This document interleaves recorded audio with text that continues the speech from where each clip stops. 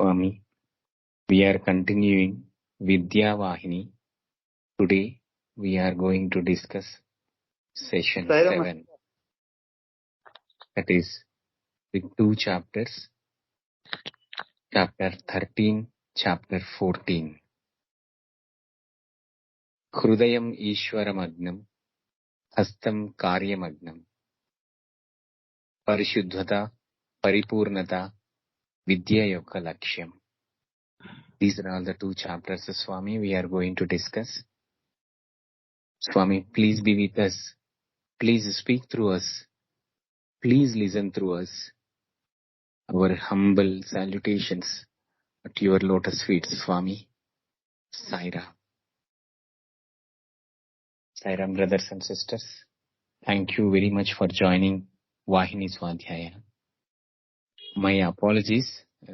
First time we had a late start. In these 3 years, the first incident. This is after 8 minutes. My apologies, sir, for starting late.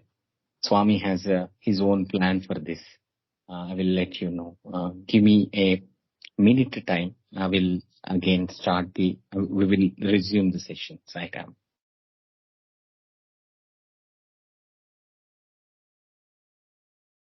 Sairam Mahendra. Sairam Vishnu sir. Sairam. I'm extremely sorry for late joining. Please. Sairam. Sir, Swami has his own plan, sir. So. Yes. Sairam. Swami has his own plan. That's what I am telling to the all devotees, all the participants, sadhakas who join now. Swami has his own plan. That's why there is a delayed start. Okay. Thank you, sir. Sir, give me a minute, sir. I'm just starting, sir. Sairam. Yeah, you will be able to share my slide. Yes, sir. Yes, sir. Yes. Thanks so much.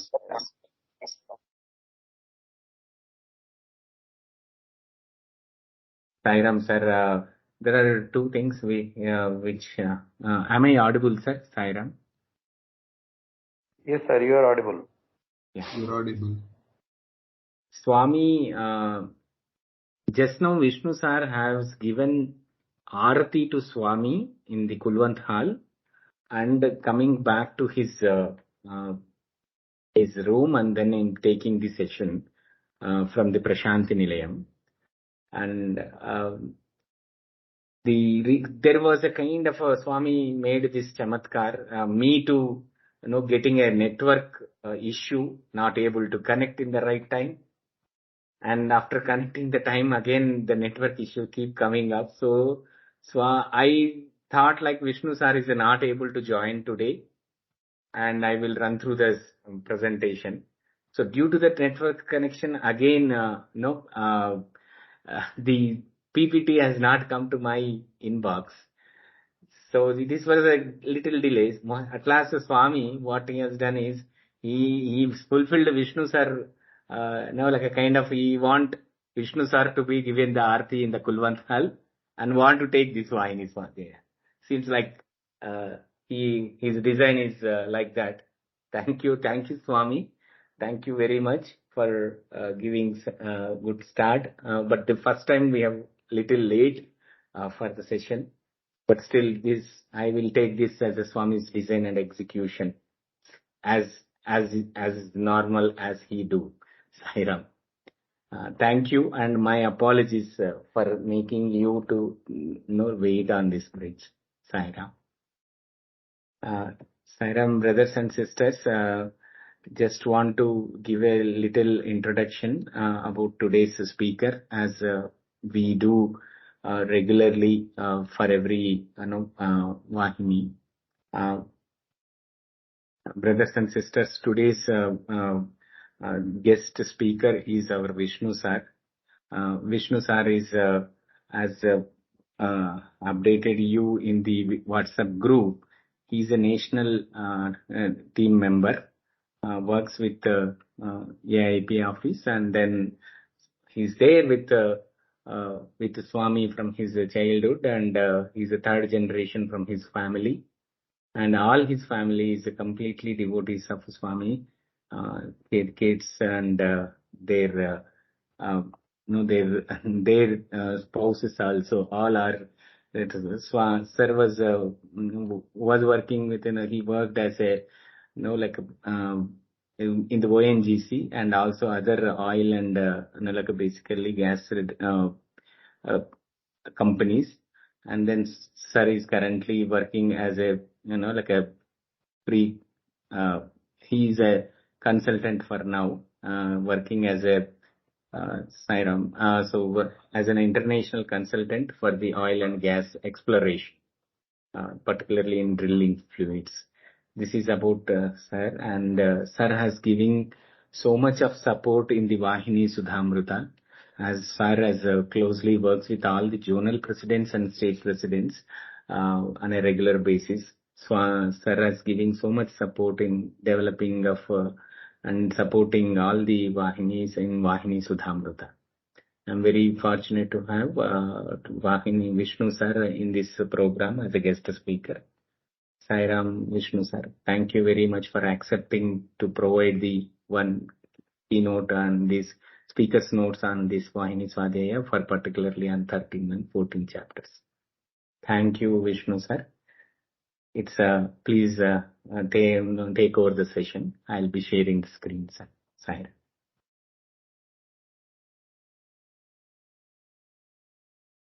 Is my screen is visible, sir? Still not at time. Yeah, now it's okay. Yes, very good. Very good. Okay. All others are see the screen, I think.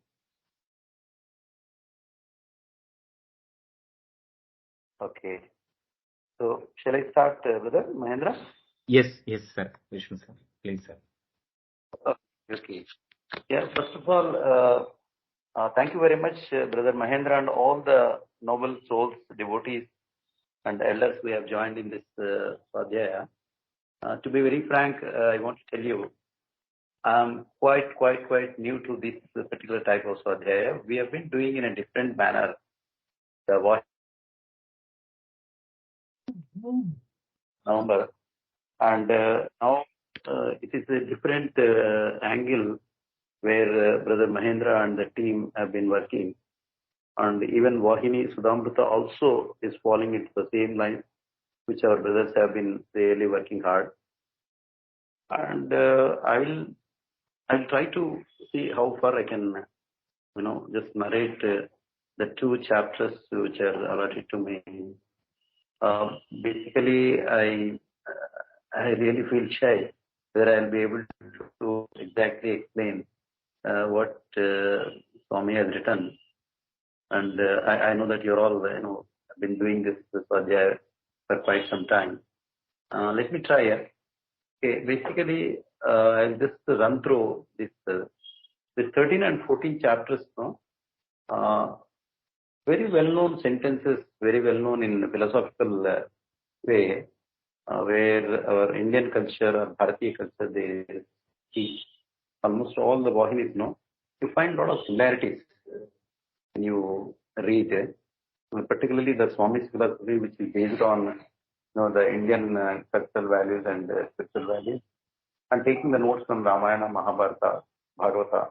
And so it's a culmination of so many good values. And ultimately, Swami digs into our traditional Indian culture, which our country, or we are all proud of that. Unity in diversity is one of the basic characteristics of our country, which leads to chapter number 3. And the second chapter is the Vedas, the authentic voice of God.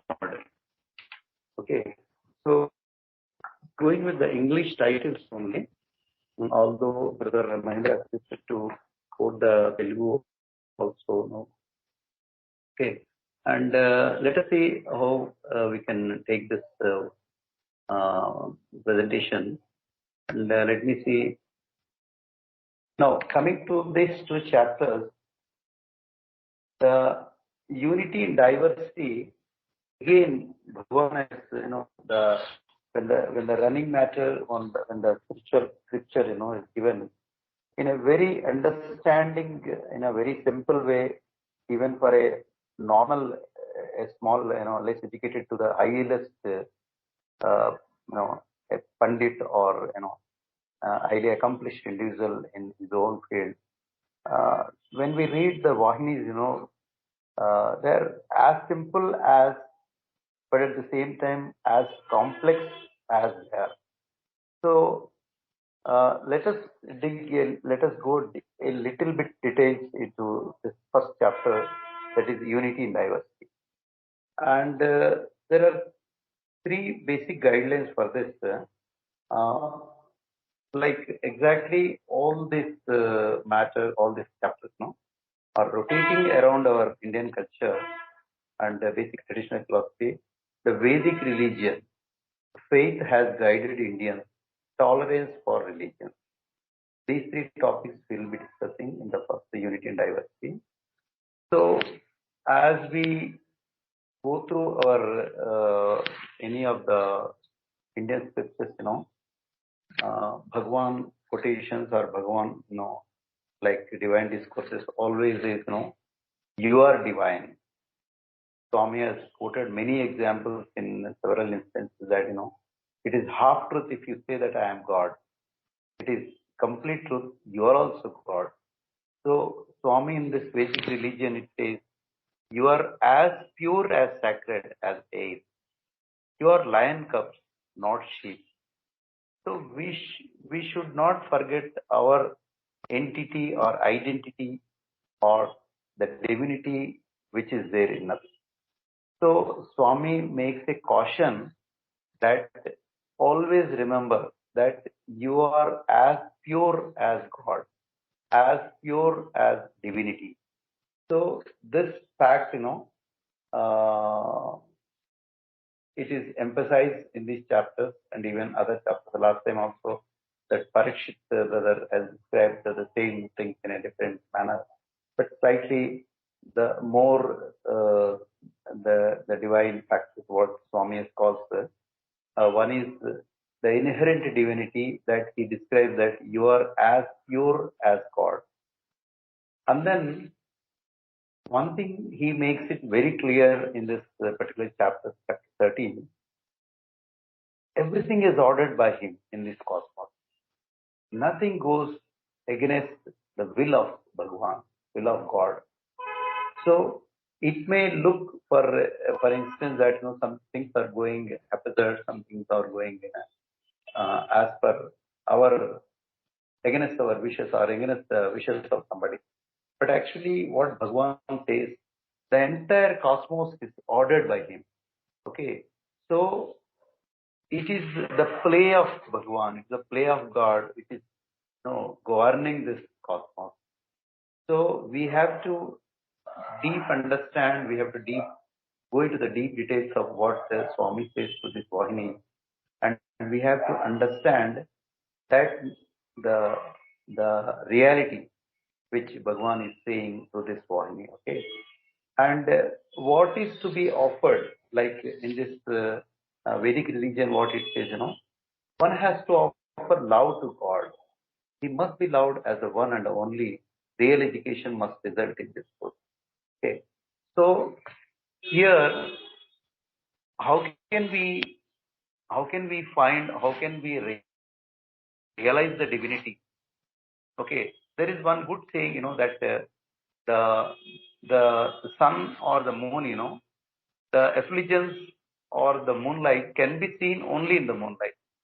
So the divinity can be understood only by loving God, only by affinity, or by only attaching to Him more and more. Then you can understand more and more about God, more and more about His creation, more and more about the cosmos, what He is running in this end.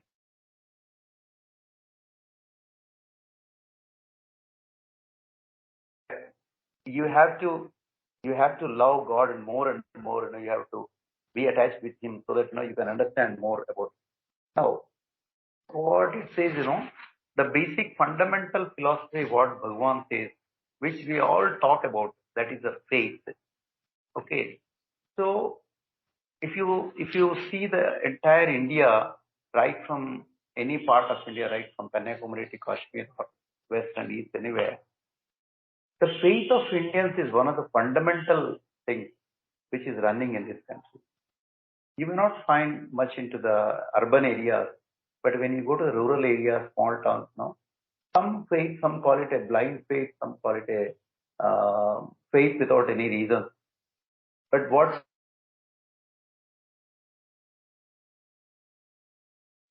that our elders, our forefathers, the ancestors had that faith in the divinity, had faith in that the universality of this cosmos. The same faith which has been transmitted from heritage, like from grandfather to father, father to son, son to the next. So what Bhagavan says that let faith of your forefathers flow in and energize the blood in your veins. So that faith must be kept in always in present. The faith should not be lost. The faith which our forefathers had in the divinity, had in this cosmos, and had in this creation, that must be kept alive. So that faith alone will keep you alive to believe in God, to believe in His creation. That's what this chapter particularly says. So this is the foundation, the faith of this ancient ideas, which are still living or, which are present in every nook and corner of Bharatiyas or Indians, that faith alone is running across the minds of every age, right from a small, a boy or a girl or a small kid to the forefather or, maybe 80 years, 90 years old. So what Bhagavan says, the faith is more important and that must be kept alive. And what also he says, a word which is very familiar in our scriptures, we all use it in every day, what is called Atma. So faith in God is faith in Atma. Okay. Atma is somewhere, you probably nobody has seen, nobody can describe how Atma looks. We have been told by our fathers that you believe in Atma, you believe in your own consciousness, you believe in yourself. Why? Because the divinity is there in you. The divinity is present in your every nerve and the veins, every body, we are doing all the activities because the divinity is there. We are talking, we are hearing, we are doing all our karmas because the divinity is there. So that faith, that divinity, which is in terms of philosophical way, they call it Atma. So what Bhagavan says, faith in God is faith in Atma. Okay? And also, what is there, what he says in one of the points in this chapter number 13, the guiding principles, these guiding principles of Indians or Bharatiyas, not only restricted to India, they have gone across the universe. They have gone across the globe. Okay. So that faith of Indians, wherever you go, in a materialistic world also, people, in our own vicinity, in our own friend circle, when you travel to other countries, other continents, a group of Indians, they form and then they construct some temple, they construct a small, goddess or some god. They start worshipping. The faith has crossed the ocean. The faith which has carried in his mind by his father or mother or his grandfather, grandmother. Even the individual has crossed the ocean in terms of, maybe for a job, for a business. But the faith which is there in his mind, in his internal heart, it is still, present wherever you go. So that particular sentence, what Bhagavan says, the guiding principles have spread across the globe. It is not only permitted to India. So these are very important to promote the spiritual resource. Okay. So always we know that, in a normal world, we have material resources and spiritual resources. Okay. So always, Bhagavan says the spiritual resources must be promoted, must be kept in life, must be kept always in the family, in the society, wherever you go, that faith which is current, undercurrent, the spiritual values, No. So that must be kept all the time in our mind. We should never forget that faith alone will keep you, the divinity, closer to you, and you will understand that the creation has been created by Him and everything is being run in His hand. Okay, like there is one saying: without Shiva permission, even the grass cannot move. Okay, in Telugu they say, Shivudi Ajnalendi Chimaina Puttadu. That means even an ant cannot bite somebody without the permission of Lord Shiva. So that is the one which we have to understand in this unity in diversity, the chapter.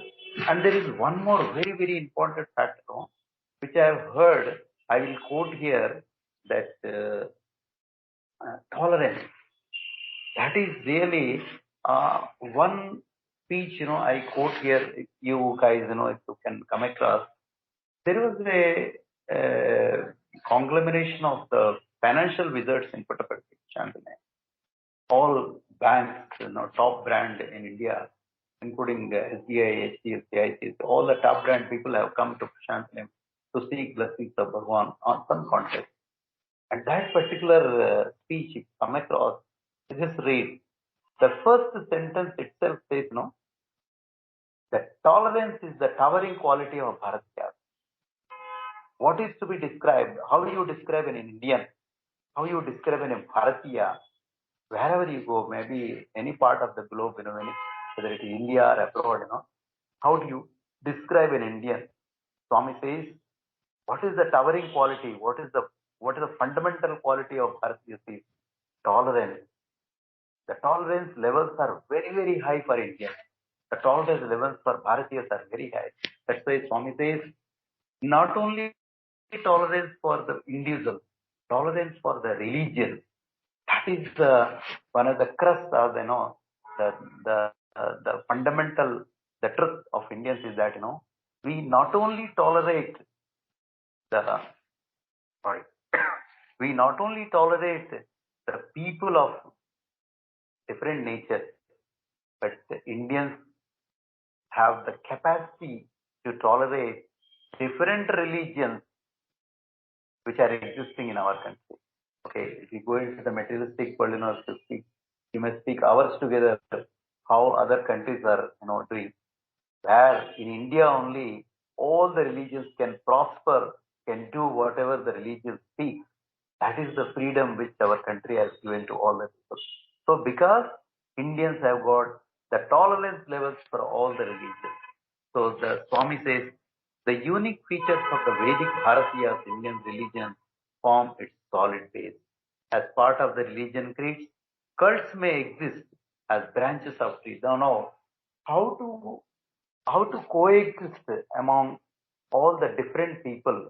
Like, for example, if you take religions, we have Hindu religion, we have Christians, we have Muslims, and within the Hindu religion also there are so many branches, so many cults. What Bhagavan says, nicely described like a tree.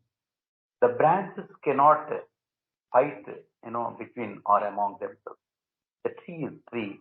Tree is like a head, and it grows like a small seed. It grows into a very big tree. So Indian culture or Indian religious, the fundamentals are so strong. It has branched into so many. Maybe Islam, maybe a Christianity, maybe a Buddhism, or within Hindu or within Muslims also there are so many branches of that. But what Bhagavan says, as one exists, the wise describe it in many ways. So there are so many branches, but the tree is same. So we should live in that fashion. So for that, Swami describes a very, very fundamental the aspect or character, that is the tolerance. If you remember, or we remember one character that describes the Indians in a best way, is that the tolerance, not only for the people, tolerance for the religion, tolerance for the other branches of the same religion. We should live. The branches will not fight. The tree is one. They are all the sons and daughters of the same. So we should always keep this in our mind. We should live in that direction. That's what Bhagavan wants us, and Bhagavan says through this body. Some may believe form and some formless. Vedas support. We see what a wonderful statement. See, we all see in our own, in front of our eyes, some people believe form, some people nirakara, they say. For example, Muslims, they don't have any. If you go to any mosque, there is no statue, there is no photo, nothing. That is called nirakara, formless. But if you go to any Hindu religions, we find Rama, Krishna. If you go to Jesus, for a churches, we see Jesus. But nirakara, that means formless. But Swami says, Vedas support this concept. It is not a form or formless. Both the worships, both the forms are supported by our Indian philosophy or Vedic support is there. Faith in God in a mysterious power, source, support and sustenance. So we really can't describe exactly what is that. A beautiful word has been used in this particular chapter, the mysterious power. A particular, probably the Kasturi's exact translation, a mysterious Shakti power which is running in this country and which is a undercurrent among all the religions, all the cults or the branches. And that's why we are able to maintain that unity. So that unity in diversity says about. Okay. Now let us, I'm just going, what I could understand in the question and answer, we can definitely discuss in more details from the intellectuals who are there in this call.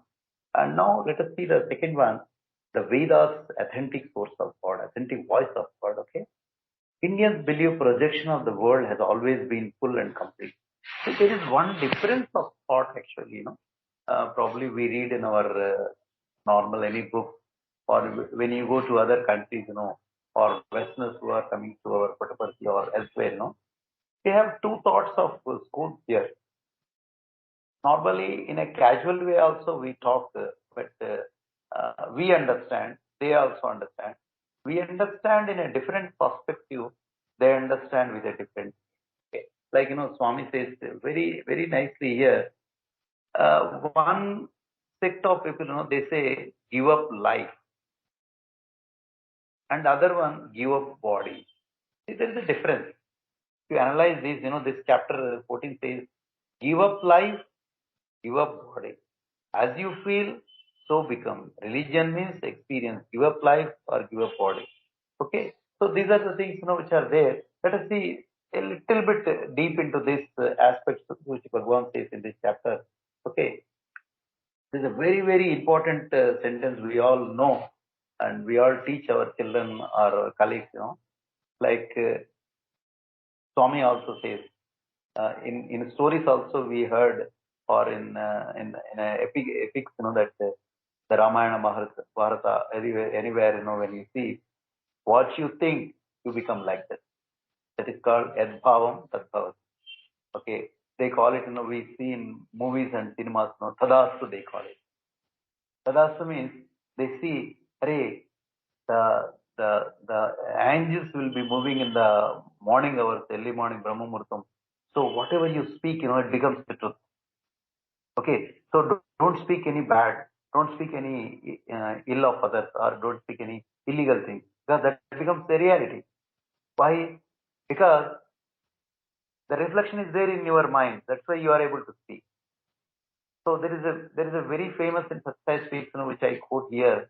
I was reading in one of the Swami's quotes. Your face is the reflection of your thoughts. You can't just, hide your inner reflection, thoughts in your face. Somewhere, the people will read. Either good thoughts or bad thoughts or illegal thoughts, anything, whatever inside thoughts, can be read outside to some extent. It may not be 100%. So what Swami says, your face is the reflection of your thoughts, inner thoughts. Okay. So like as you become, as you feel, you become. Yadbhavam Tattvavati. That's why Swami says, always be happy, always think of good, always be good, see no evil. Why? Because as you are thinking, you become good. Because you are thinking all the time, So at one point, you may become good. Okay. There is a good example to quote here, maybe from the materialistic one as they said in Balavikas and this thing. There are some 9 horses are there which are very powerful running. If there is one horse, which can't run, maybe due to some reasons, but by seeing the 9 horses which are very motivated, very dynamic, naturally the energy comes into that 10th one also. It also tries. It also starts running because there are motivational factors are there. Motivational animals are there. Motivational horses are there. So that's why Yadbhavan Tadbhavati is, if you are in the company of good people, your thoughts will be good. So naturally good thoughts will come to you. So you will also start thinking in a good way. That's why Swami says, be in good company. Okay. You just tell your company, I will tell you what you are. Okay. So you just tell what is the company you are working. Swami says, everything I can clear. What your nature. What can be your character. What can be your attitude. I can tell you. So that's why the very important the statement which in this chapter Vidya Vahini says, as you feel, you become that. As bhavam tadbhavati. So let us think good.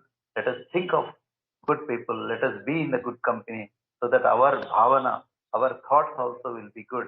So that we also become, a good person. So that we.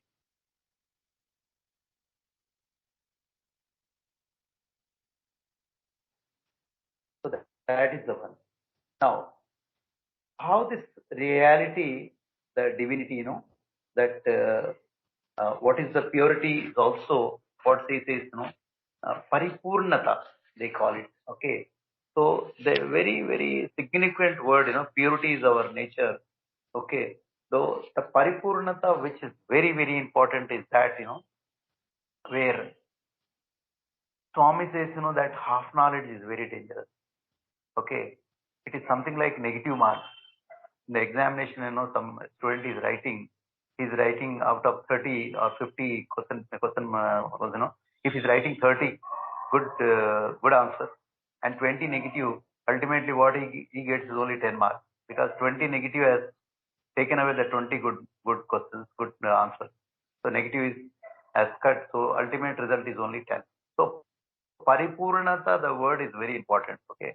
Here I quote one example which we have described in some of the chapters, some of the places where Bhagavan says, if you read, they call it a complete man.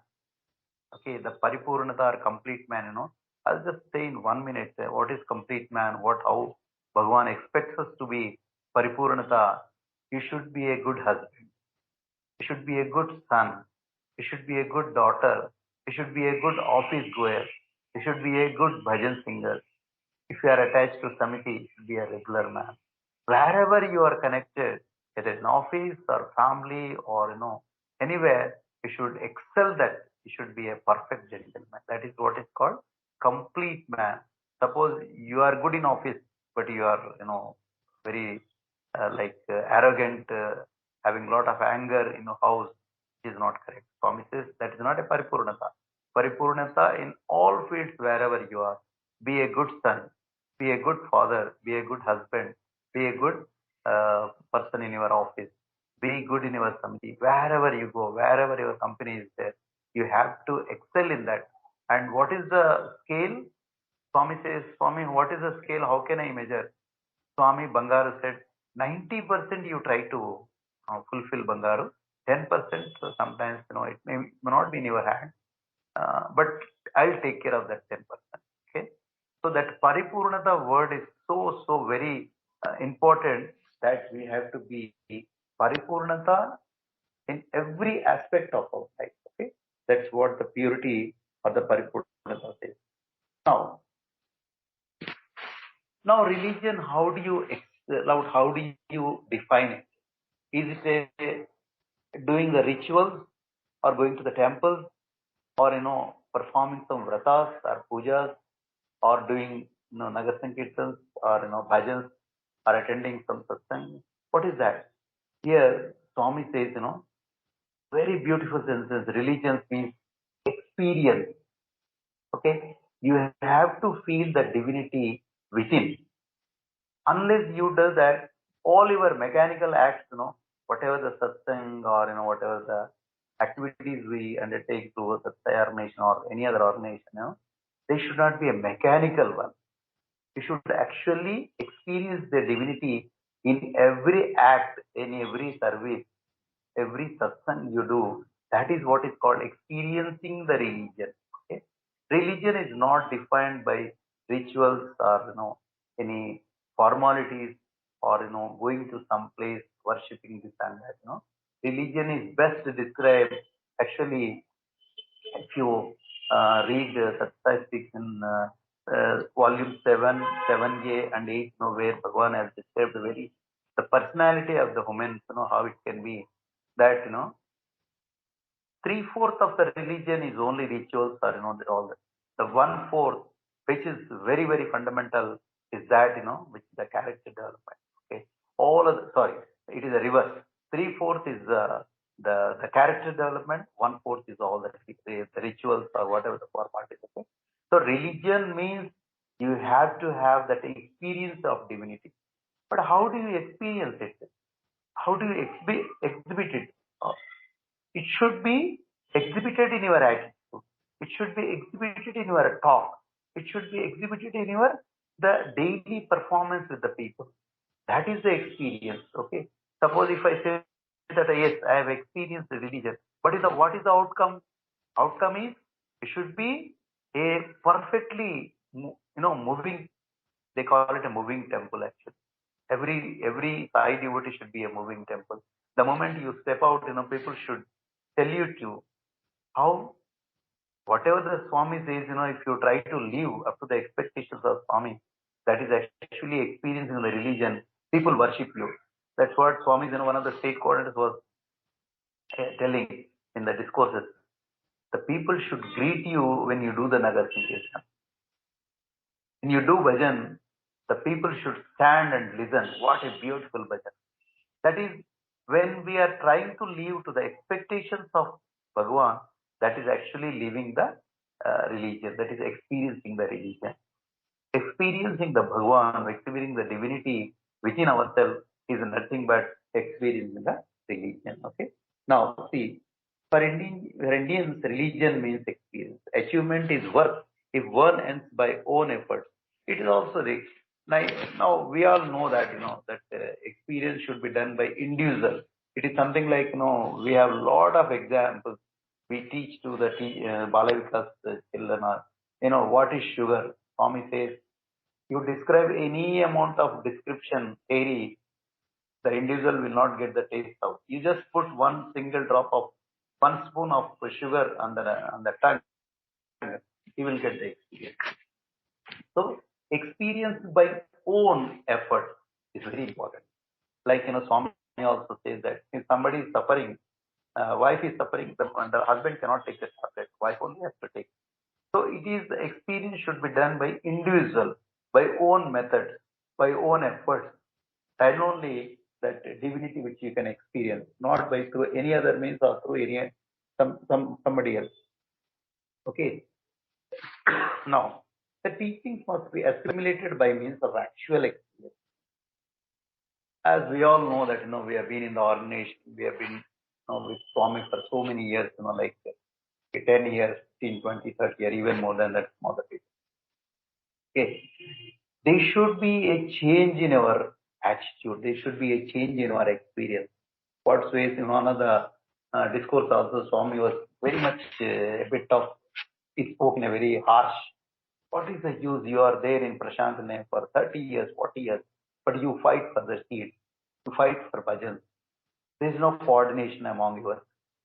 So that means doing or living with the religion or living with the divinity, or whether it is a Chennai or Bangalore or Puttaparthi or Prashanthi, Hyderabad, wherever, it is not sufficient.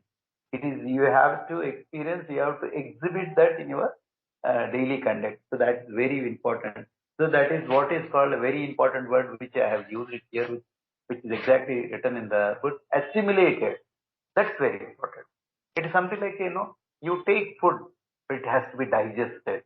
It has to go, it has to be converted into energy, and that has to be used for doing our daily work.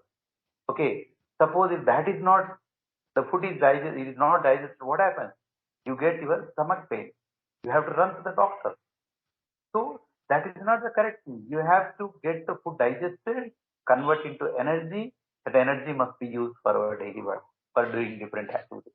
The same way, the religious procedures or whatever the religion says, no, they must be assimilated into our body, assimilated into our mind, assimilated into our buddhi.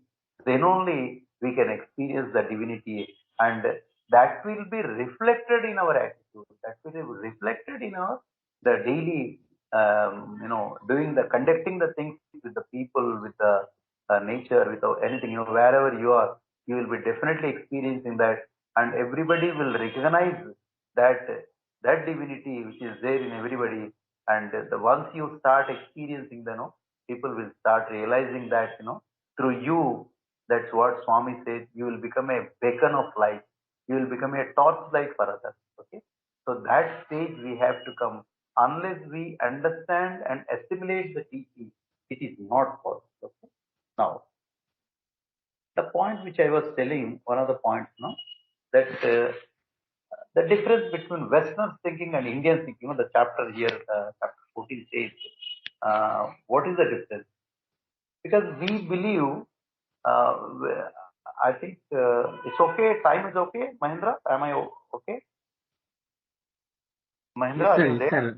Yes, yes, sir. Yeah. Sir, this is actually till the speaker's time is till 8 o'clock, and then we will open the. Okay. I'm just trying to get minor points, like minute points from this discussion, sir. Later, no, the elders can definitely put a lot of other inputs. What I'm trying to tell, the Indians believe the karmic theory. That's where this particular sentence which Bhagwan has written in this particular chapter, give up life or give up body. See the difference between these two sentences. After the death also there is a life.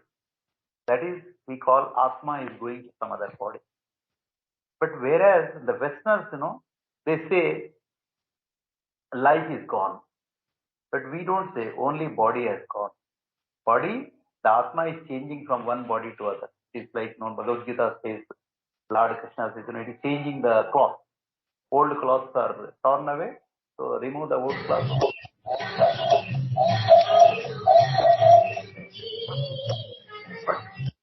Indians, strongly believe that karmic theory.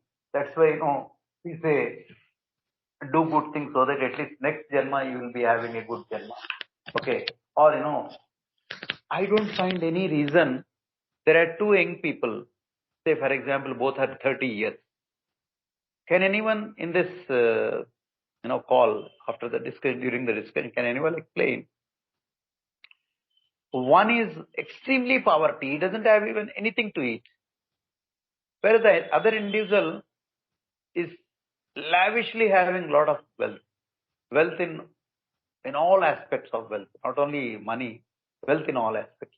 Whether the other individual, the same age, same human being, born of that same mother womb only, but there is a difference.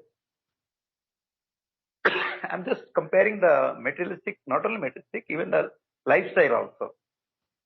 What is the difference? Any Indian can tell very easily. We all know that, we have been brought up from that culture that, he must have done some sin in his Purva Janma. That's why he is suffering like that. This fellow must have done a lot of good things, must have worshipped. That's why he is enjoying the life now. Okay. Actually, there is one good example. I'll just take only 1 second here, which our past state president Dr. Anjaney Garu was telling. It was maybe a reality, but it may be reality, but in true sense it is correct. What is that? Just a normal casual talk, like the karmic theory, we are talking about the body and life. People believe body, some people believe life. We believe life. Okay. And like Westerners, they say life is gone. But we don't say only body is gone. If somebody is dead, we say, okay, take out the body. We never say take out the life. Very simple. Okay. So in this context, what I'm saying here, our state president Anjaney Garu was telling the Billas and Datas, when they did the sacrifice, they never counted. Whatever came in their hand, they donated it. That's why they returned Bhagwan or the God has given them innumerable wealth. They can't even count it. So that is so what is the basis of this theory? We believe the Purva Janma. We believe the next Janma. Because they have done like that, they are enjoying that. But whereas Westerners' philosophy in this chapter, where the words body and life, just trying to tell, the Westerners believe body, whereas Indians believe life. Okay? So one Atma is going to the other body, they're taking like what Bhagavad Gita says. No? So karmic theory, which strongly support our Indian mentality, and we don't find any other explanation for the example I have given. For example, two individuals, if you can come up with any good explanation, I don't find we have any good explanations to believe this, except you have to only accept the karmic theory, the Purva Janma Samskara and next Janma Samskara. Okay. So a beautiful boy is born in a beautiful Brahmin, a Sai devotee family. That boy will come up like anything, after 20 years, that boy will chant Vedas, will sing bhajans, will go to Puttaparthi, will spend time, he will become Swami student. Why? Because the Janma is taken in a very, very pious, very noble devotee family.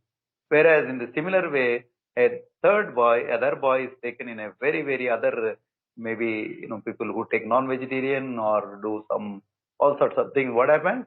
After 20 years, that boy may become anything we don't want to describe here. Okay? So we strongly believe this Purva or karma. That is the reason I just want to tell about this give up life or give up body. So Indians believe and say give up body only, not the life. Okay. Now, here one thing is there are difference. Now here one very, very important point, that imbibe only the good from others. Okay. When you study the religions or branches of a same religion, for example, you may find difference. Definitely. What, for example, I am doing bhajan, what Bhagwan has said, what our organization is dictating, what our organization is teaching us, we do bhajan. But same way, suppose if I go to Shirdi, I don't have the same discipline. Ladies and gents are sitting and doing bhajan, which our conscience may not agree. Or if you go to some other Ayyappa Swami temples or some other thing, they just keep open their chest, everything. They do bhajan, which our organization may not agree. So even in the smallest things also there are so many differences. Okay, then how to go about it? This chapter says very, very important point. Imbibe only the good from others. We know that is a defect, or according to Bhagwan's teaching, that may be a defect. But according to that philosophy, that may be correct. Okay, we are not here to argue which religion is correct, which branch is correct. But what Bhagwan ultimately says is that, take the good from others. Don't blame anyone. Don't criticize anyone. Imbibe the good from others. Others means other religions, other persons, other cults, other spiritual masters. You may find some good things. Okay, take that. Somebody, for example, this Ramachandra mission, there is a lot of meditation. So if you go to Ramachandra mission, you don't find any Lord Rama, Krishna images. You find only one or two that preceptors we have founded, that is Raja Yoga, Raja Yoga, but they do a lot of meditation. So we take the good. We take the good only. So like that, what Bhagwan's teachings are so clear. If you really, follow, there won't be any problem at all in the world. You take good from any religion, any cult, any branch, and imbibe, not only taking, imbibe. Imbibe means implement it, practice them, so that the good from others also you are implementing, and good what your religion is saying or your practice is saying, that also you practice. Okay? So in this thought of the way of life, no, we never get any problems. We never have any negative feelings about it. Whatever they are doing it, let us take the good from them. For example, we go to, for example, this Amritsar. Last time we went with our team. You believe every day they do 1 lakh Narayana Seva on the spot. Whoever comes, and such a magnitude, such a devotion, and they clean even the chappal. They clean. So many good things are there in so many people. Maybe a different religion or religion, a branch of our own Hindu religion. There's so many good things are there. So we take those things and imbibe, implement, practice. Okay? Now, the very important one thing is this, which should not come into our mind. Even if it comes, and we should remove it immediately. This chapter says that is, please remember. Let us remember, including me, including you, everybody. Imitation, which Bhagavan always condemns. Imitation is the most dangerous aspect. Never imitate anybody. Whatever they are doing, let them do it. Whatever you are doing, what you feel good, what your mother has taught, what your father has taught, what your Bhagavan has said, you practice it. But don't imitate it. So there is a difference between imitation and imbibe the good value. Imbibe means we are taking the good from other religion, other branch of Hindu religion or any cult. That is okay. But don't imitate it because somebody is doing, let me also do it. No. That Swami never accepts it. He condemns it. If it is good, accept it, practice it, implement it. Don't worry. But imitation, he says, either in the culture or in anything. And there is a very important word which Bhagavan has described in English, that is called cowardice. Cowardice means the one who is afraid. Having fear only is doing the imitation. Having fear of something, maybe position or something, he is imitating somebody. So which Bhagavan says, never do it, never do it. Only the people, cowardice people only will do the imitation. So keep away from that particular. Okay. And also, what is the thing, here, Swami in this particular Vahini in the chapter 14 is a very good example here. Even, yes, the same example I will give you, which is to read the chapter, you will know that. Seed, a very simple example he has taken. Bhagavan has taken a simple example, a seed. If you put the seed in the soil, what happens? Just put little water. After 2-3 days, it's small, a plant, a small stem comes with 2 leaves. Then over the period, it takes more and more water. Maybe you put some manure and protect it. And then what happens? It grows into a plant. Then it goes to be a big tree. Then it goes to a big tree. What is the fundamental? Seed is the fundamental. It has grown into a big tree. Okay. But here, the very important aspect, which we all should remember and implement it. And Bhagavan says, seed did not become manure. Seed did not become water. Seed did not become soil. It has become what it is supposed to be. It has grown into the big tree. That means what the inner meaning of that is that you should never forget your inherent values, which our culture has taught, our Indians have been taught by either gurus or masters or spiritual masters, whoever it is. That values you keep, never change anywhere, okay? Keeping that as a fundamental thing, then take good from other religions or other branches, whatever, And that is what Bhagavan has said on several discourses. Okay, a good example, if you read Tapovanam, the last chapter, which Bhagavan has very lovingly, very laughingly, in a lighter way, he said, there was a competition among the vegetables. I think the people who are on the call must have read it. Among the vegetables, and then they wanted to decide who is the best vegetable or who is the king or leader, something like that. So everyone claims that I should be the leader. Potato claims, cauliflower claims, cabbage claims, everybody claims. Finally, they went to Brahma and then they said, we are unable to decide who is the best person or who is to be the king or who is the leader among us. Then Brahma selected onion. You all lose your identity once you are put in the vessel. Once you are boiled, you lose your identity, you lose your taste, a different taste will come. But onion is the one, which always keeps its own value, its own entity, its own the taste. So that is the story. What it says is that, that you have to keep your fundamentals, the values which are imbibed, which are given by your forefathers, parents, or the gurus, masters.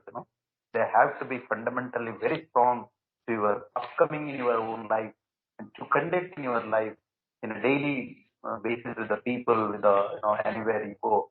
That fundamentals, if they are very strong, none can destroy you, none can defeat you, none can deceive you.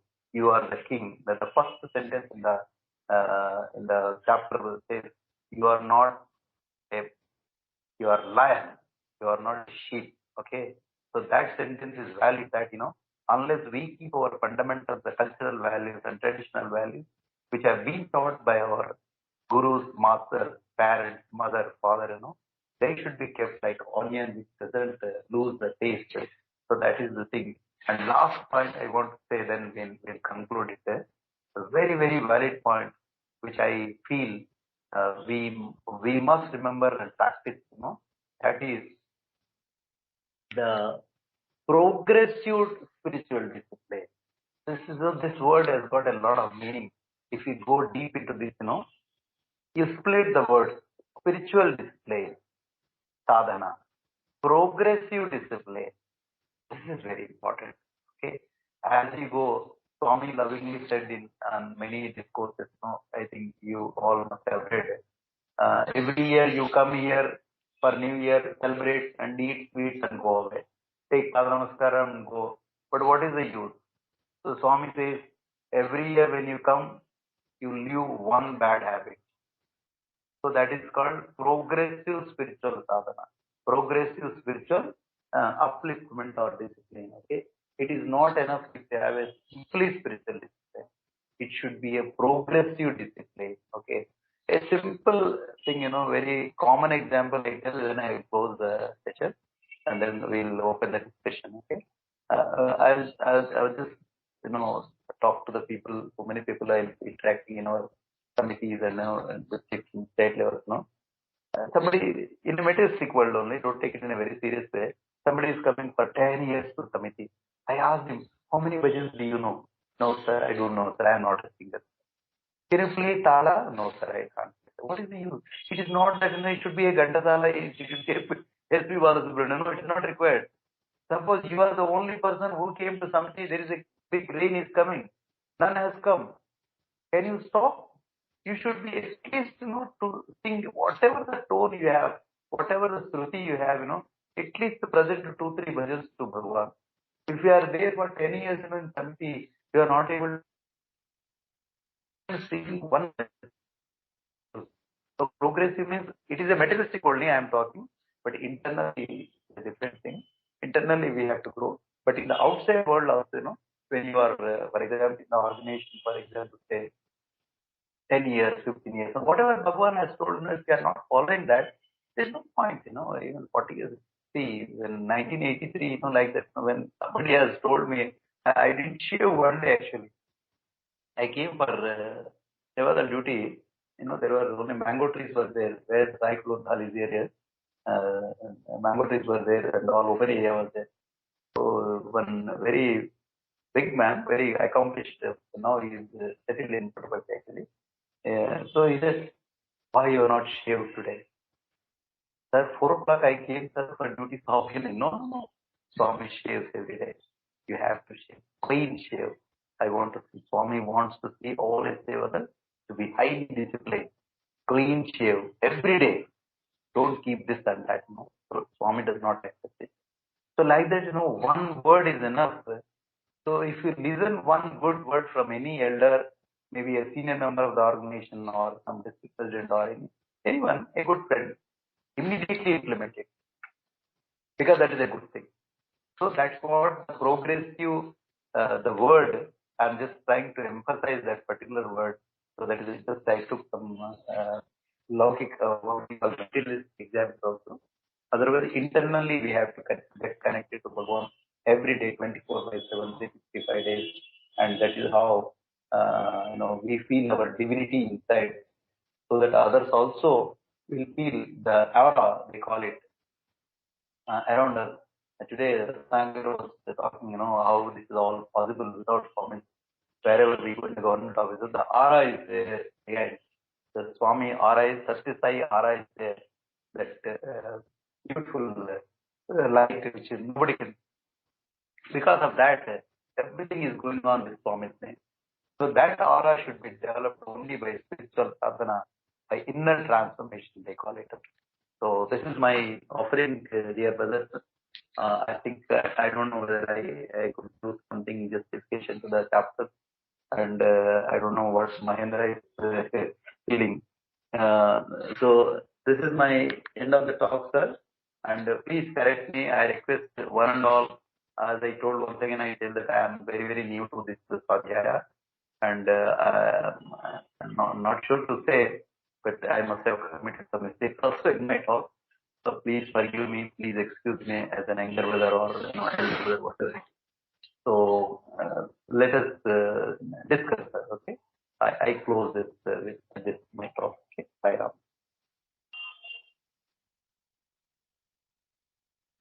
Sairam, sir. Thank you very much for the beautiful session, sir. I can say, like, what I can say, like, each and every line has been explained, and then also came up with a complete, argue చేసేవాడు కావాలి కదా Sairam, KCR, sir. 1 minute, sir. వాళ్ళు ఏదో bill పంపించేసారు, వాళ్ళు అంతటితో వదిలేదు. Sairam, brothers and sisters. Sairam, Vishnu, sir. Thank you very much, sir.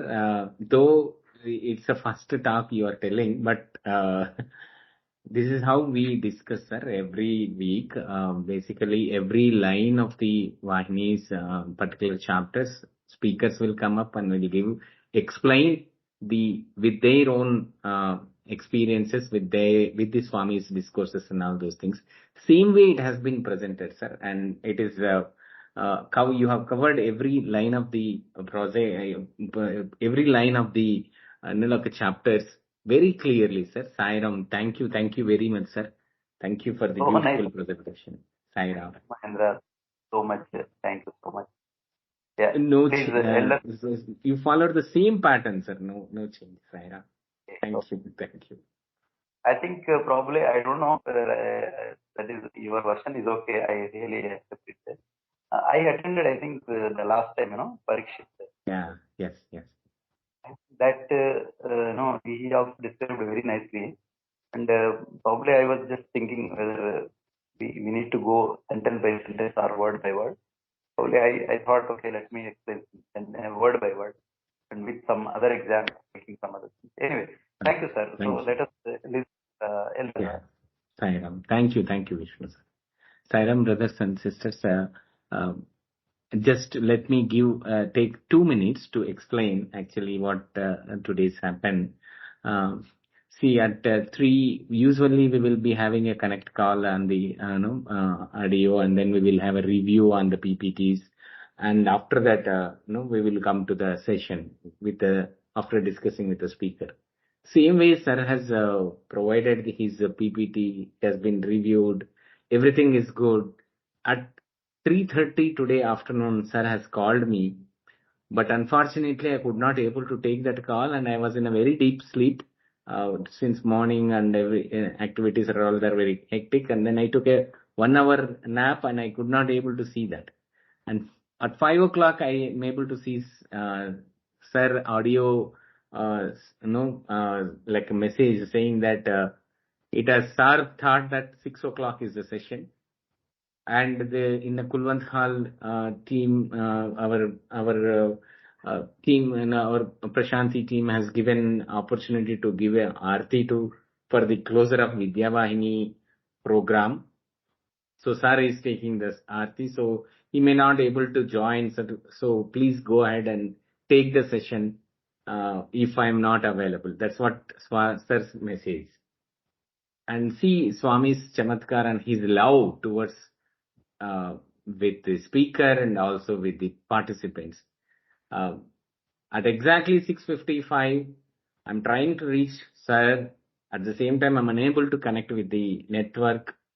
It has technical glitches are continuing like anything. And 7:08 only we are able to start the session. And Sir has saw the message, and Sir is able to join back. Vishnu Sir is able to join back with us. All these things are, it's only Swami only will do. And Vishnu Sir, just to tell, very rare situations we have started these sessions at 7:04 or 7:03 maximum. Otherwise, every week we have used to start at 7 o'clock, and today we started at 7:08. It's all Swami's love towards us. He showed love to you and then showed and to us. Thank you, Swami, for providing and for taking care of everything. Thank you, Swami. Sairam, we will open the discussion with all. Now, Sairam brothers and sisters, I request Balasubramaniam sir to provide your inputs or your perception on the chapter.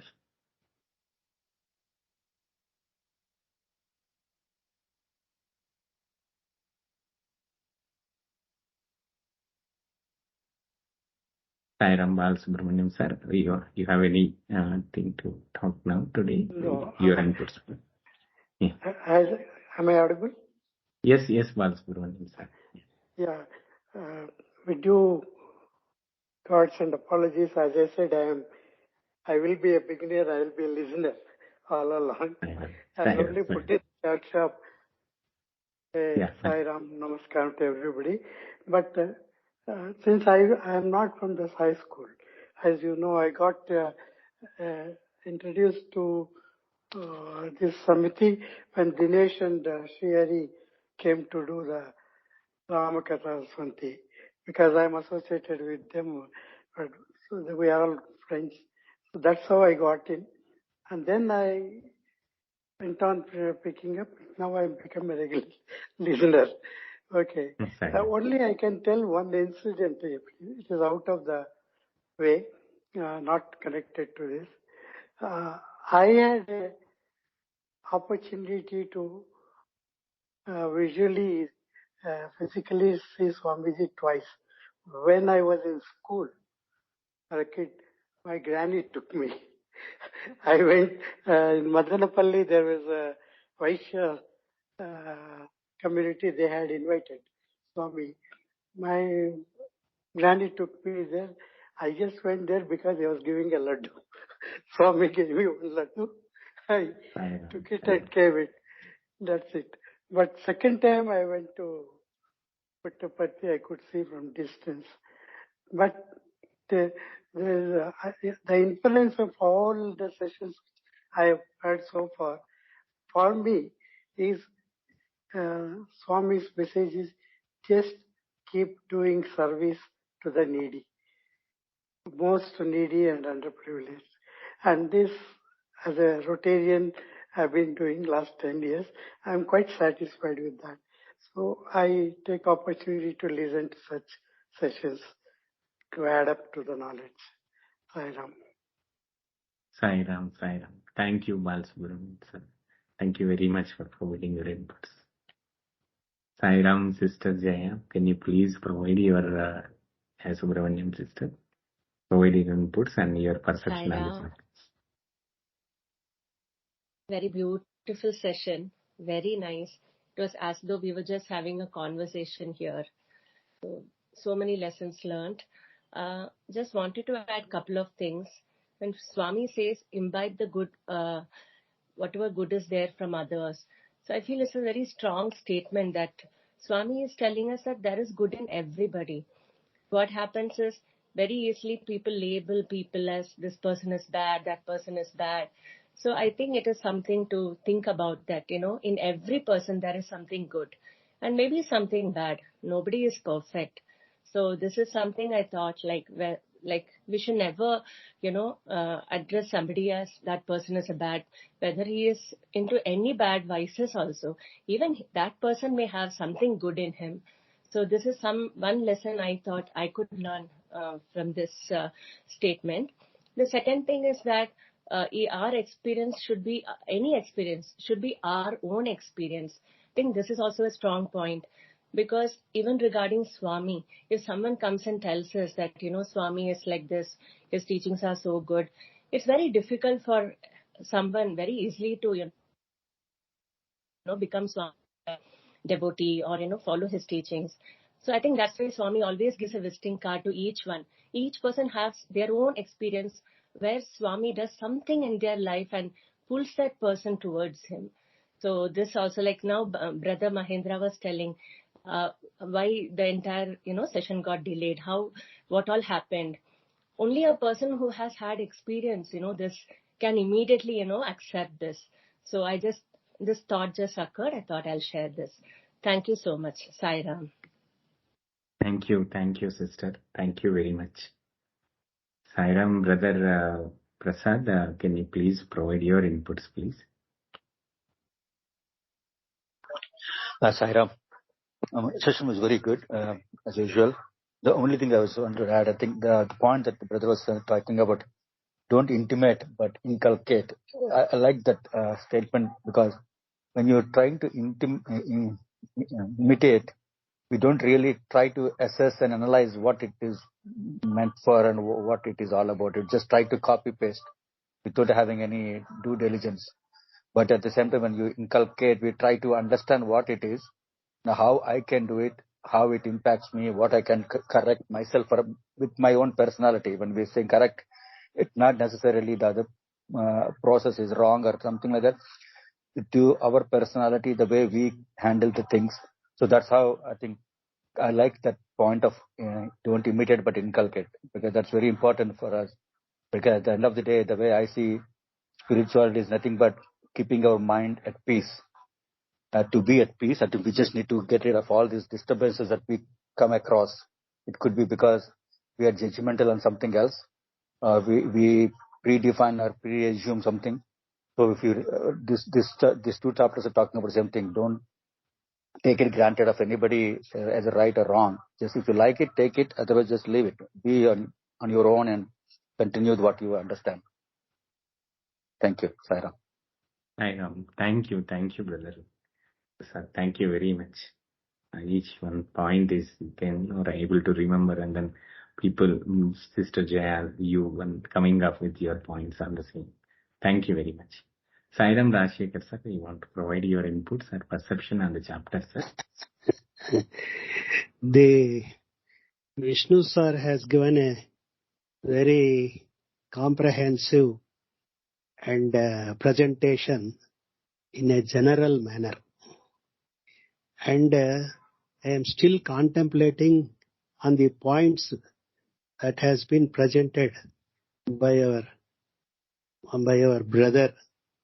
And I am afraid I have no clarity on my perceptions from this talk, because still I am contemplating to make out the points from this. Therefore, I am afraid that I am not able to share any inputs, because I myself is not clear on the points that I can share with you. Sairam. Anyway, I thank our brother, Mr. Vishnu Dangal, for giving nice presentation, honestly saying that he is new to the subject and he can share whatever honestly that he has understood. But in the general way he has put it, is easy for the people to understand. But if you want me to share at the level of higher education, I afraid that I may have any vocabulary or the appropriate words that I can put and share in sharing my inputs. Thank you very much, sir. Thank you, Mr. Mahendra and Mr. for giving this opportunity to put my honest perceptions before you. Thank you very much. Thank you, Rajshekar sir. It's all Swami who is speaking with through us, and he's only listening through us. Sairam, thank you, sir. Sairam Ramchandra sir, can you please provide your input, sir? Sairam Mahindra, and it is a beautiful talk. Even though that thing is, it looks to be general, but it has got the impactness. What Swami has told. And in this Vidya Vahini, what Swami has done, each chapter brings about first is sadhana. First, Sir has started with Shraddha. These things you have to Shama, Dhamma. So sadhana we have to make it. Then you have to go for this janmas, because one will be afraid. One will have to understand the Atma. He will not go.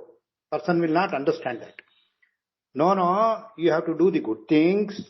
Then you have to go towards God. Then if in next janma you will not get anything, all the good things will be accumulated. So like that, and all these are all the Adhyaropa will do. In each chapter they will do. So that is the thing. Since we have come to the level of with so many in Bhagavata Vahini itself, Swami says at the end, Shuka says to Parikshit that you are not going to die. Your body will go. So there are 3 karmas are there. What are those karmas? Sanchita Gami Dharmani Dehyante Jnanavahnina Parabdanyapanu Bhavat Iti Vedanta Dindimaha. That means there are 3. Sanchita karma. That means it has not been started at all. You have done something, so that it has not been started. Next thing, which karma you have to do it in future. Rama, starting from Ayodhya to Sri Lanka, he came all around by spreading dharma everywhere. Shankaracharya, from Kanyakumari to Kashmir, he did his karma. So, because these people are Brahmajnanis, how they have learned? The Rama was learned this Brahmajnana from Vasishta and Kakamushundi. And then this Shankaracharya with Gaudapadhyaya. So Vivekananda with through Rama.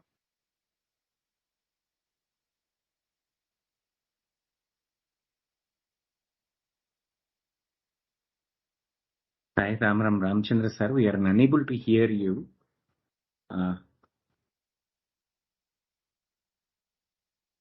Sairam Ramchandra sir.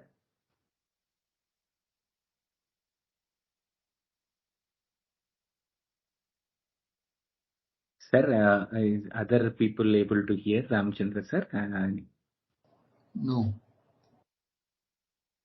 Nobody is able to hear. You may have to ping him. By mistake, he must have muted himself unknowingly. No, he's not muted. It's still open. Sairam. So we'll go ahead with Ramchandra sir again once he's back. Sairam Seshasai sir, can you please provide your inputs, sir? Sairam everybody. Yes, Vishnu brother has done a wonderful presentation, lot of examples, practical examples. One thing which I wish to give my perception, there was a reference regarding the previous births and all those things. See, suppose a family, in fact I have 5 sisters, although all the 5 sisters, the parents are same, but despite that, every sister's fate line is different. Why this fate line is different? It is again coming back to the same concept of Vedas, that Sanchita Karma, just now Ramchandra brother was telling. So what we have done in the past, many births, that is accumulated, and based on that, our present janma, we have to face the prarabdha. Even at twins, though there is a difference of hardly a few seconds, both the twins, they'll have a different fate. This is what I just wanted to give one example. Similarly, even In a tree also, so although it gives different fruits, all fruits do not taste the same. So maybe some fruit will get decayed faster, some fruit will remain for a longer period. Again, even these fruits also have a different lifetime, although we feel that they are all same. Another example which I can quote, you can take any vehicle. There are so many vehicles which is manufactured by the same die. But despite that, each and every vehicle's lifetime or running or hard, this one wear and tear is totally different. So this is one thing which I wanted to just express when this issue came about, that previous births and the behavior. We should always do good so that our future births can be much more better. And he also made a mention, we do give good, we do good to the society, Swami will take care of us by giving more and more to do good to the society. So, although our other brothers have been telling many things, I just wanted to say this. And he even made a mention that Vedas, they give lot of guidance to us. And it is due to Vedas and due to faith that we are, due to our ancestors, forefathers, we are into this life. And it is only because of this faith. We also have faith in Swami, and we are all united over here. Unity in diversity, that's what there was a mention. So, despite we are all from different places, different corners of the country, still we are together. It is because Swami's making, he brought us together. Sairam, I don't want to talk much. There are other brothers who will be talking much more than me, and already people have shared some good things. Sairam, thank you for giving me an opportunity to share my views. Sairam, Vishnu brother, excellent presentation with lot of practical experiences and examples. Sairam. Thank you very much, sir, Sesha Sai sir. This is how what we have in our hearts, you echoed and you have presented for everyone's opinion. Thank you very much, Sesha Sai sir. It's my pleasure. My pleasure. Okay, thank you, sir. Sairam Venkateshwaran sir, are you on the call, sir? Sairam.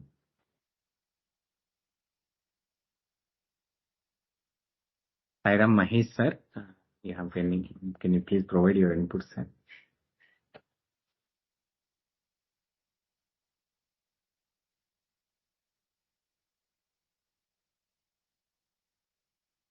Sairam Sridhar sir, can you please provide your input, sir? Yes, waiting for your summary, sir. Sairam. Sairam, a very blissful evening with the kind of background which you presented as to what caused the delay. Everything that happens for the good. Swami's way of connecting the dots is by itself something which we relish. The chapter 13, Unity in Diversity, Swami had just pepped us up with so much of positive expressions that we are pure and as sacred as air. We should not condemn ourselves as sinners, but we should be like lion cubs and not like sheep. It is just to enthuse the spiritual aspirant with a clear warning that material objects are there to serve you and do your bidding, and you should not become a slave and serve them in your bidding. That is not to get entangled and attached to this material world. Sir's presentation was so beautiful.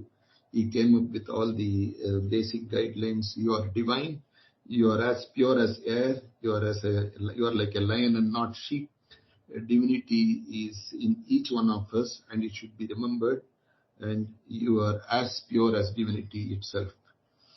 That example of effulgence of moon can be seen only in the night. And similarly, only when you attach to the divine can you see the divinity, and you have to necessarily learn to love more and more the divine principle. Sir spoke about the faith and how our Indian culture and tradition is anchored on faith, that we spread faith in different ways all over the world by our cultural dispositions. Swami's sayings was beautifully reproduced in the slide, which I am tempted to recall. Where there is faith, there is love. Where there is love, there is peace. Where there is peace, there is God. And where there is God, there is bliss, the Ananda. Faith in God is faith in Atma, as Sir explained. And these are told to us by our ancestors. And Swami in that chapter says, you should not feel ashamed of your ancestors, elders, and you must learn from them. Their experience is what you need to imbibe.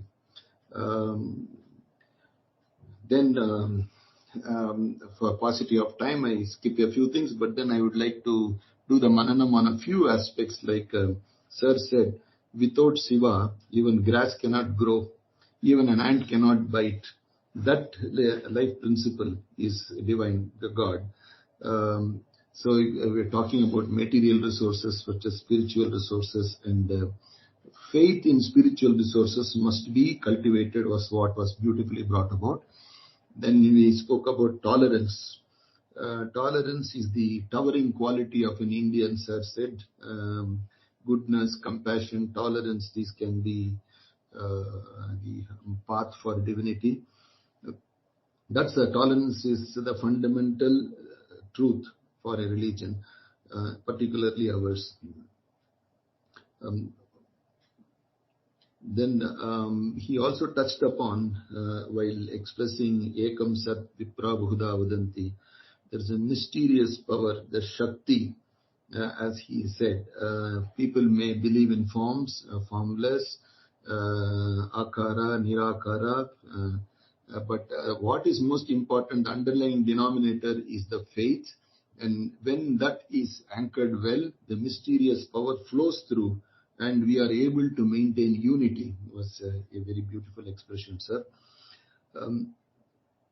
As you feel, so you become, was emphasized very nicely. And that example of 9 horses and one not being able to run much, but it gets motivated in the company of the other 9 and performs, was a beautiful example to tell us what the satsang really means to us in a spiritual parlance. Very well taken, Sir. And this Paripurnata, the complete man, was also very nicely explained. A person has multiple roles as a husband, son, or a bhajan singer in the Samiti, or an office colleague. In every aspect we should excel and perfect, is what was brought about. And it was so nice to refer to Swami's statement that you may not be 100%, don't worry, even you scale up 90%, I will take care of the 10%, was a very assuring thing, because perfection is a goal, and the means to achieve them is more important. And in this context also, religion means experience was also explained beautifully. And his statement that each one of us as part of the Sai family are moving temples. Every Sai devotee is a moving temple. When you are on a Nagar Sankirtan, people get to greet you, is one illustration. When you sing a bhajan with bhava and depth, others getting goosebumps and feeling God, is what this perfectly moving temple is all about. Thank you, sir. It was a beautiful illustration. And assimilation of experience was dealt with so nicely with the sugar example. how much ever you describe about sugar, you won't understand. Put a small drop of sugar on your tongue and you know what experience is. And all our experiences should be such that it gets reflected in our daily actions and transactions. People will realize by our act and not by our words. And we should become a beacon of light in this context of assimilating experiences was very nicely brought about, sir. The karmic theory was referred that Indian culture, we strongly believe in the karmic theory, and others have dealt with the same thing. Towards the end, the discussion on imitation versus imbibing was very beautifully dealt with. When you imitate, Swami calls you a coward because you are afraid and you do things out of fear. Whereas when you have faith, when you are well anchored, you do out of your inspiration and not by copying somebody or imitating somebody. But we can always take the good in everyone but go progressive spiritually was beautifully brought about. Swami's illustration of the seed becoming a tree, using the soil, manure and water was again so nicely brought about in the end. In terms of this progressive spiritual discipline and sadhana, that we need to use the world around us, the people around us, the community around us, and become better and not be influenced of any negatives that may arise. Was also, I could perceive quite a bit about it. It was such a, as sister said, it was like, it wasn't a talk or such, but it was a discussion all through. It was so practical, it was so livid, it was so lucid.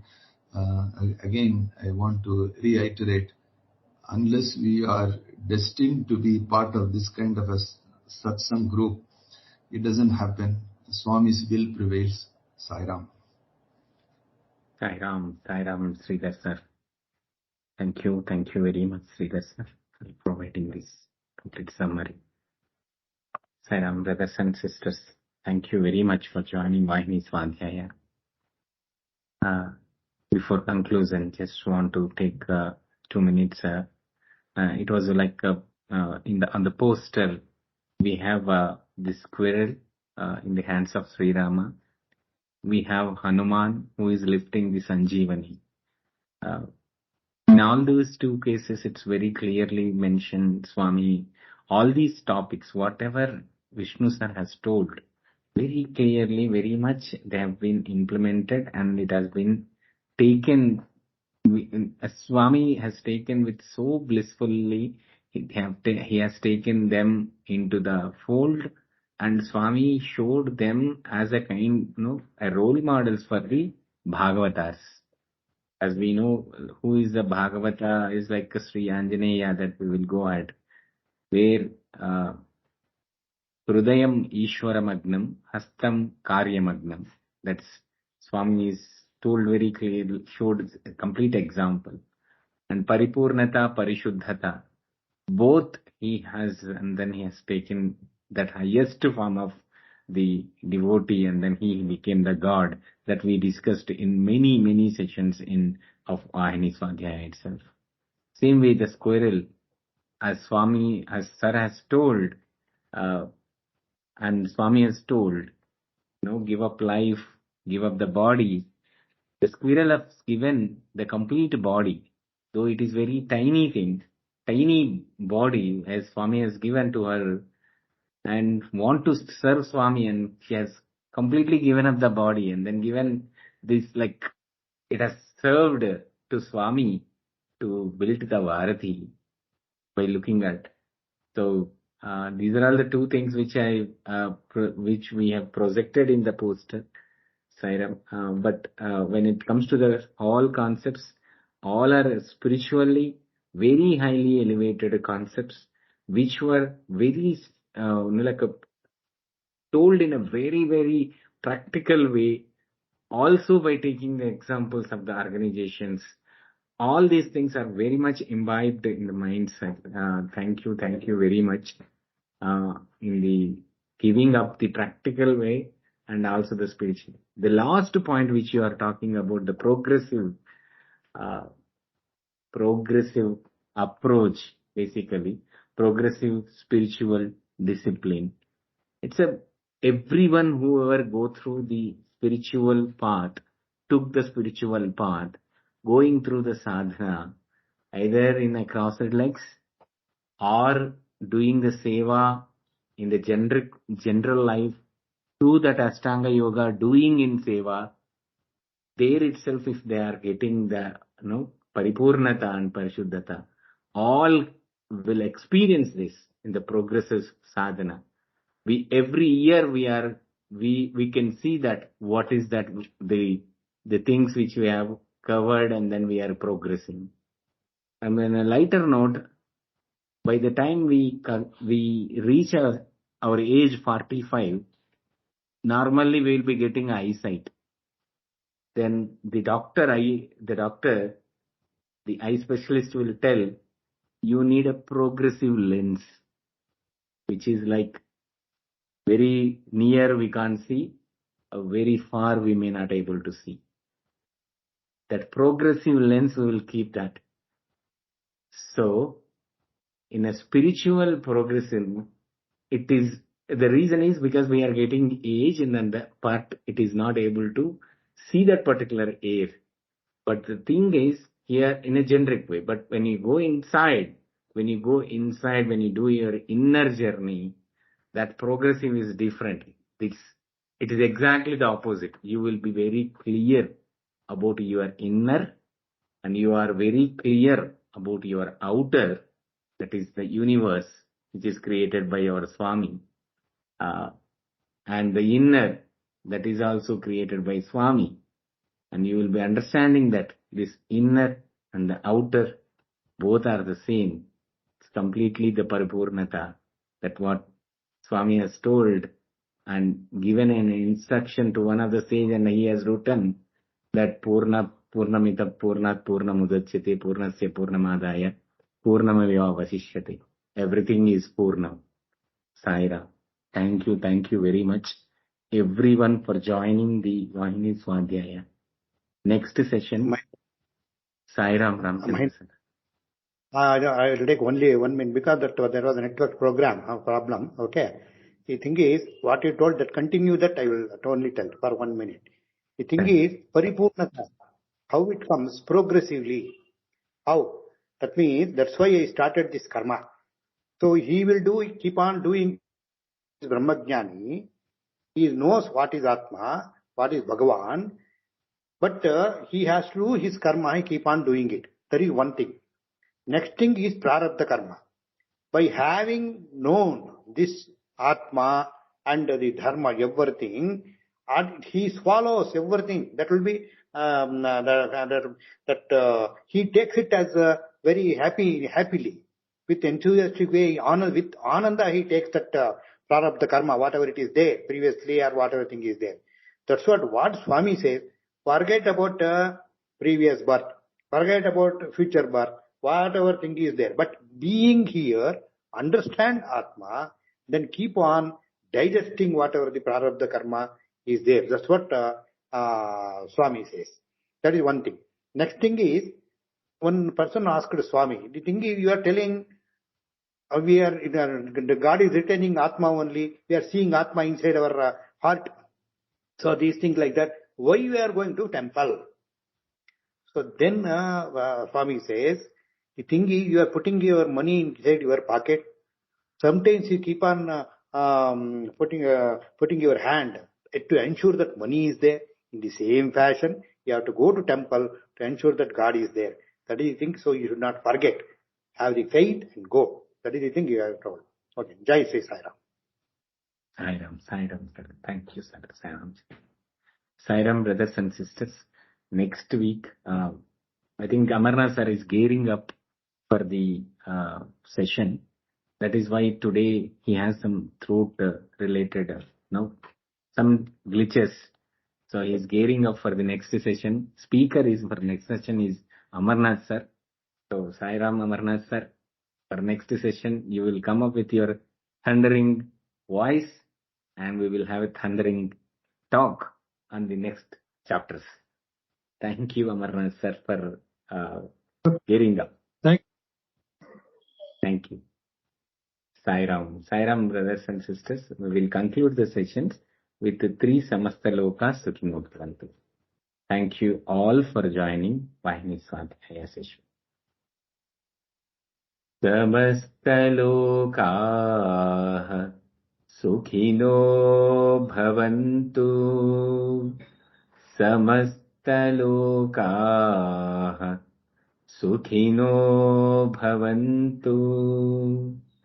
समस्तलोकाः सुखिनो भवन्तु ॐ शान्ति शान्ति शान्तिः जय बोलो भगवान श्री श्री श्री सत्य साई बाबा जी की जय।